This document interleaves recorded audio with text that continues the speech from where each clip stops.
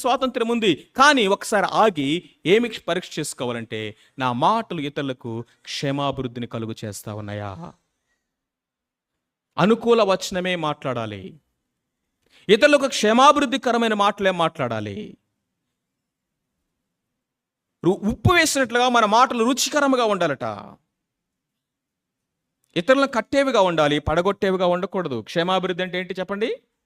కట్టుట, built-up. ఇతరులను కట్టేవిగా ఉండాలి, పడగొట్టేవిగా కాదు. ప్రోత్సహించేవిగా ఉండాలి, నిరుత్సాహపరిచేవి కాదు. వారిని ప్రభు దగ్గరికి నడిపించేవిగా ఉండాలి, ప్రభుకు దూరం చేసేవి కావు. వారి గాయాలు కట్టేవిగా ఉండాలి, గాయాలు రేపేవి, గాయాలు చేసేవి కావు.